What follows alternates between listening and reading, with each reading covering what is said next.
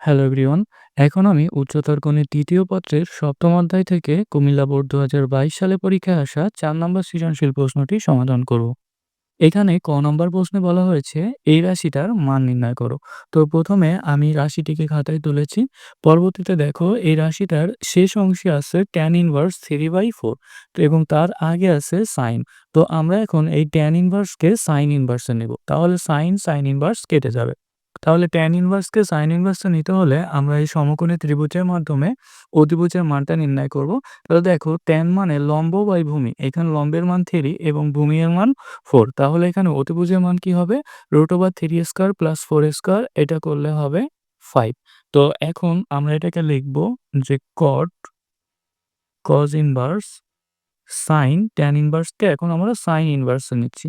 তাহলে সাইন ইনভার্সে নিলে সাইন মানে কি? লম্ব বাই অতিভুজ। তাহলে এখানে হবে 3/5। তাহলে এখন এখানে সাইন ইনভার্স কেটে যাবে। তাহলে এখানে থাকবে cos ইনভার্স 3/5। তাহলে এখন দেখো এই যে এইখানে আছে cos ইনভার্স এবং তার আগে আছে cot। তাহলে এখন আমরা cos ইনভার্সকে cot ইনভার্সে নেব। তাহলে এইখানেও আমরা সমকোণী ত্রিভুজকে ব্যবহার করব। তাহলে cos মানে ভূমি বাই অতিভুজ। তাহলে এখানে ভূমি এর মান 3, অতিভুজের মান 5। তো এখান থেকে লম্বের মান বের করলে লম্বের মান হবে 4। তাহলে এখন এখানে আমরা লিখব যে cot আর cos ইনভার্সের পরিবর্তে এখানে লিখব cot ইনভার্স। তাহলে cot মানে ভূমি বাই লম্ব। তাহলে এইখানে হবে 3/4। তাহলে দেখো এখন cot ইনভার্স কেটে গেলে আমরা রেজাল্ট পাই 3/4। তো এটাই হচ্ছে আমাদের নির্ণেয় মান। খ নম্বর প্রশ্ন বলেছে -2π থেকে 2π ব্যবধিতে f(x) + 1/√3 f(π/2 - x) = 1/√3 সমীকরণটি সমাধান করো। তাহলে এখানে দেখো যে আমাদের উদ্দীপকে দেওয়া আছে যে f(x) = cos x। তো প্রথমে আমরা এই যে f(x) থেকে আমরা f(π/2 - x) এর মান নির্ণয় করব। পরবর্তীতে এই মানটাই সমীকরণে বসিয়ে সমাধান করা শুরু করব। তাহলে এখানে আমি লিখেছি যে দেওয়া আছে f(x) = cos x এবং সমীকরণে যেহেতু f(π/2 - x) ছিল সেহেতু আমরা এখানে f(π/2 - x) এর মান নির্ণয় করব।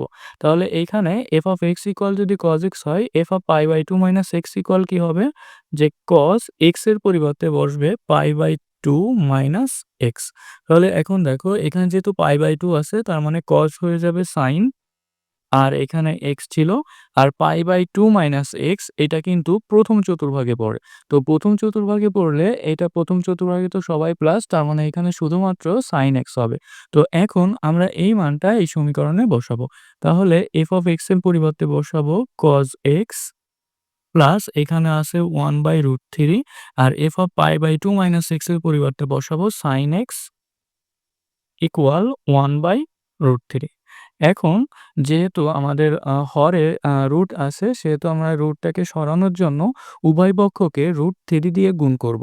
তাহলে এইখানে হবে √3 cos x প্লাস এখানে √3 দিয়ে গুণ করলে এটা কেটে যাবে। এখানে sin x হবে আর ডানে হবে শুধুমাত্র 1। এখন এখানে কি করব? যে সাইড নোটে লিখে দিব যে √3 দ্বারা গুণ করে। এখন দেখো এই যে সাইন এবং কজ এর পাওয়ার যদি 1 হয় তাহলে এখানে একটা মান দিয়ে সমীকরণটিকে ভাগ করতে হয়। সেই মানটা কিভাবে বের করব আমরা? যে কজ এর সহগের স্কয়ার প্লাস সাইন এর সহগের স্কয়ার তার রুট। তাহলে এখানে যদি সাইড নোটে লিখে বোঝাই তাহলে তোমাদের বুঝতে সহজ হবে। তো এখানে কজ এর সহগ হচ্ছে √3 তার মানে √3 এর স্কয়ার প্লাস এখানে সাইন এর সহগ হচ্ছে 1 তার মানে 1 স্কয়ার এইটা রুট। তাহলে এখানে √3 স্কয়ার করলে 3 প্লাস 1 মানে 4, 4 কে রুট করলে হবে 2। তাইলে হচ্ছে এখন এই 2 দ্বারা আমরা উভয় পক্ষকে ভাগ করব। যে 2 দ্বারা ভাগ করে, ভাগ করে। তাহলে এইখানে 2 দ্বারা ভাগ করলে এখানে হবে √3/2 cos x প্লাস এইখানে হবে 1/2 sin x ইকুয়াল এখানে ডানে হবে 1/2 এবং সাইড নোটে আমরা লিখে দিয়েছি যে 2 দ্বারা ভাগ করে। তো এখন এই cos x কে আমরা আগে লিখব। cos x আর এখানে দেখো যে √3/2 এই √3/2 হচ্ছে cos 30 ডিগ্রি এর মান। তার মানে এখানে আমরা লিখতে পারি যে cos π/6 প্লাস এখানেও sin x কে আমরা আগে লিখব আর এই যে হাফ, হাফ হচ্ছে sin 30 ডিগ্রি এর মান। তো এটার পরিবর্তে আমরা লিখতে পারি যে sin π/6 আর ডানে হাফ ছিল এটাকে হাফ রেখে দেব। তো এইটা দেখো এখন একটা সূত্রে যাই যে আমরা যদি এটাকে a এবং এটাকে b বিবেচনা করি তাহলে এই যে cos a cos b plus sin a sin b এটা হচ্ছে cos a মাইনাস b এর সূত্র। তাহলে এখানে আমরা লিখতে পারি cos x মাইনাস π/6 ইকুয়াল আর এই যে হাফ এর পরিবর্তে আমরা এখানে লিখতে পারি যে cos π/3 কেননা আমরা জানি যে cos 60 ডিগ্রি এর মান হচ্ছে হাফ। তাহলে এখন এখানে দেখো এখানে আরেকটা সূত্র এপ্লাই করা যায়। আমরা সূত্রটা জানি কি যে cos থিটা ইকুয়াল যদি cos আলফা হয়, cos theta equal cos alpha হলে এখানে থিটা ইকুয়াল কি হবে যে 2n pi plus minus alpha যেখানে n belongs to z। তাহলে এখন এইখানেও আমরা এই সূত্রটাই এপ্লাই করব যে cos থিটা ইকুয়াল যদি cos আলফা হয় সেক্ষেত্রে থিটা অর্থাৎ থিটা বলতে এখানে x মাইনাস π/6 ইকুয়াল হবে 2n pi plus minus alpha. এখানে আলফা বলতে π/3। তো এখান থেকে π/6 কে আমরা যদি ডানে নিয়ে যাই এখানে হবে x equal 2n pi plus minus π/3 plus π/6। তো এখানে কিন্তু x এর ২ টা মান বের হয়েছে। তো আমরা ২ টা মানকে আলাদা করে দেব। যে অতএব x ইকুয়াল একবার প্লাস নেব, একবার মাইনাস নেব। তাহলে প্লাস নিলে 2n pi plus π/6 plus sorry এখানে π/3 প্লাস π/6 আর একবার যদি মাইনাস নিই সেক্ষেত্রে হবে 2n পাই মাইনাস π/3 প্লাস π/6। তাহলে এখানে লিখব যে যেখানে n এর মান 0 বা অপর যেকোনো পূর্ণ সংখ্যা। এখন দেখো আমাদেরকে কিন্তু আ আমাদের রেঞ্জ দেওয়া ছিল অর্থাৎ ব্যবধি দেওয়া ছিল যে ব্যবধিটা হচ্ছে -2π থেকে 2π। তাহলে এখানে আমরা n এর মান বসাবো। তাহলে এখন লিখব যে n ইকুয়াল 0 হলে তো n এর মান যদি এখানে আমরা 0 বসাই তাহলে দেখো এখানে থাকে হচ্ছে π/3 প্লাস π/6। তো π/3 প্লাস π/6 এখানে যদি আমরা লসাগু করি সেহেতু মানে সেক্ষেত্রে আমরা x এর মান পাবো π/2। আর আবার যদি এখানে আমরা মাইনাস মানটাও নিই অর্থাৎ এই যে এইখানে যদি মান বসাই সেক্ষেত্রে হচ্ছে -π/3 প্লাস π/6। তো এটা করলে আমরা পাবো -π/6।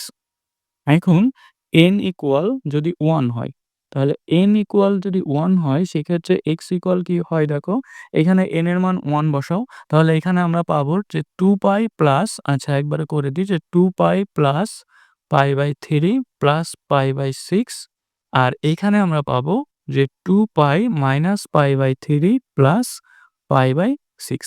তো এইখানে এখন লসাগু করে আমাদের অ্যান্সার বের করতে হবে। তো লসাগু কি হবে? লসাগু হবে 6 তাহলে এখানে 12 পাই প্লাস 2 পাই প্লাস পাই। আর এইখানেও লসাগু 6 হবে, এখানেও হবে 12 পাই মাইনাস 2 পাই প্লাস পাই। তো এখানে দেখো যে 12, 2, 14, 15 মানে 15 পাই বাই 6। তো 15 পাই বাই 6 কে আমরা যদি 3 দিয়ে ভাগ করি সেক্ষেত্রে আমাদের অ্যান্সার হবে 5 পাই বাই 2। আর এইখানে হচ্ছে 12 থেকে 2 বিয়োগ মানে 10 আর 1 11 তাহলে এখানে হবে 11 পাই বাই 6। তো এখন হচ্ছে আমরা n এর মান হচ্ছে -1 বসাবো যে n ইকুয়াল -1 হলে। একইভাবে এখানে তোমরা মান বসাও যে n এর মান -1 হলে এখানে কি হবে? এখানে হবে -2 পাই। তাহলে এখানে -2 পাই প্লাস π/3 প্লাস π/6 আর এখানে হবে কি? এখানে হবে -2 পাই মাইনাস π/3 প্লাস π/6। তো এই ২ টাকে যদি আমরা লসাগু করি তাহলে আমরা উত্তর পাবো -3 π/2 একটা আর এইখান থেকে আমরা অ্যান্সার পাবো -13 π/6। তো এই ক্যালকুলেশনটা তোমরা রাফে করে এখানে বসাতে পারো অথবা এখানে দেখায় দিতে পারো। তো এখন হচ্ছে আমাদের ব্যবধি কি দেওয়া ছিল? আমাদের ব্যবধি দেওয়া ছিল যে থিটার লিমিট -2π থেকে 2π। তো এখন আমরা এই উত্তরগুলাতে চেক করব যে কোন উত্তরগুলা এই ব্যবধিকে মানে সন্তুষ্ট করেছে। তাহলে দেখো π/2 এটা কিন্তু এই ব্যবধির মধ্যে। তার মানে এইটা আমরা নিবো, এইটাও কিন্তু নিবো। এখানে 5π/2 এটা কিন্তু 2π থেকে বড় হয়ে যায়। তার মানে এই মানটা আমরা নিব না। কিন্তু এখানে 11π/6 এটা কিন্তু এইটার মধ্যেই আছে। তার মানে এই মানটাকেও নিবো। এখানে 3π/2 কেও আমরা নিবো। কিন্তু এইখানে যে -13π/6 এটা -2π থেকেও ছোট হয়ে যায়। তার মানে এই মানটা আমরা নিব না। তাহলে এখানে লিখব যে অতএব -2π to 2π ব্যবধিতে নির্ণেয় সমাধান। তাহলে এই ব্যবধিতে আমাদের নির্ণেয় সমাধান কি হবে? x = π/2 হবে, -π/6 হবে, 11π/6 হবে, আরেকটা হচ্ছে -3π/2 হবে। ক নম্বর প্রশ্নে বলেছে উদ্দীপক ২ হতে প্রমাণ করো যে x + y + z = xyz। তাহলে উদ্দীপক ২ এ আমাদেরকে একটা সমীকরণ দেওয়া আছে। এই সমীকরণ থেকেই আমরা সমাধান করা শুরু করব। তাহলে এখানে আমি লিখেছি যে দেওয়া আছে সমীকরণটি এটা। তাহলে এখন দেখো এইখানে দেওয়া আছে যে cot inverse 1/x। তাহলে cot কে যদি আমরা এখানে tan inverse লিখি যে tan inverse তাহলে কিন্তু এটা উল্টে যাবে। তাহলে এখানে হবে x/1 যেটাকে আমরা শুধুমাত্র x লিখতে পারি। প্লাস এইখানেও আমরা হাফ এই যে sec inverse sec inverse কে আমরা যদি cos inverse এ লিখি তাহলে এখানে সামনের এই মানটা উল্টে যাবে। তো উপরে হবে 1 - y² আর নিচে হবে 1 + y²। তো একইভাবে এই cosec inverse এর পরিবর্তে আমরা লিখব যে sin inverse। তাহলে sin inverse লিখলে এই সামনের মানটাও কিন্তু উল্টে যাবে। তো উপরে হবে 2z আর নিচে 1 + z² ডানে ছিল পাই। তো এখন এখানে tan inverse x যেমন আছে ঠিক তেমন রেখে দেব। প্লাস এখানে হাফ ইনটু এখানে দেখো এই যে cos inverse 1 - y² 1 + y² এটার পরিবর্তে আমরা 2 tan inverse y লিখতে পারি। কিভাবে লিখতে পারি? এই যে আমরা একটা সূত্র জানি যে 2 tan inverse x = cos inverse 1 - x² 1 + x²। তো এখানে যেহেতু y আছে সেহেতু এখানে আমাদের y হবে। অর্থাৎ half into 2 tan inverse y হবে।